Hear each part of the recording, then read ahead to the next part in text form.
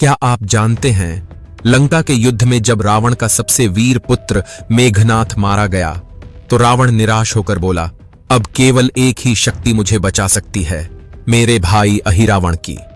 अहिरावण पाताल लोक का तांत्रिक राजा, जिसकी माया इतनी भयानक थी कि देवता तक उसके नाम से कांपते थे। उसकी आराध्या थी देवी पाताल भैरवी, जो स्वयं भगवान शिव की उग्र शक्ति और 10 महाविद्याओं में से एक थी। अहिरावण ने रावण से कहा, अगर मैं राम और लक्ष्मण को अपनी देवी को बलि दे दूं तो मुझे अजेयता और अनंत शक्ति का वरदान मिलेगा। और फिर रात का गहरा अंधकार छा गया। अहिरावण ने विभीषण का रूप धरा, हनुमान जी को छल लिया और निद्रा मंत्र से राम लक्ष्मण को बांधकर उन्हें पाताल लोक ले गया। जब हनुमान जी को यह ज्ञात हुआ, वे गरजे, जो मेरे प्रभु को छू भी ले वह इस त्रिलोक में कहीं जीवित नहीं रह सकता। वे पाताल लोक की ओर दौड़े, जहां द्वार पर मिला एक वीर मकरध्वज। हनुमान ने पूछा, कौन हो वानर?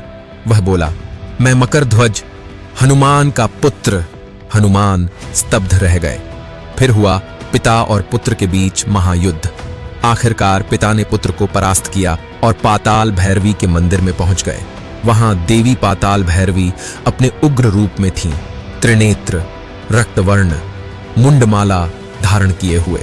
उन्होंने हनुमान जी पर प्रहार किया, पर जब हनुमान ने अपना विराट रूप धारण किया, देवी कांप उठी। ये कोई साधारण वानर नहीं, ये तो स्वयं रुद्र का अंश हैं। उधर अहिरावण अपनी तलवार उठाकर राम लक्ष्मण की बलि देने ही वाला था। तभी देवी की मूर्ति से हनुमान जी की गर्जना गूंजी, रुको अहिरावण, जिन्हें तुम बलि देने चले हो वे स्वयं जगत के पालनहार हैं क्या हैं? अहिरावण क्रोधित हुआ, तलवार घुमाई, पर उसी क्षण हनुमान जी ने अपना पंचमुखी रूप धारण किया। उनके 5 मुखों से एक साथ चली वायु की प्रचंड लहर और एक ही क्षण में बुझ गए 5 दीपक, जहां छिपी थी अहिरावण की प्राण शक्ति। एक गर्जना के साथ अहिरावण भस्म हो गया।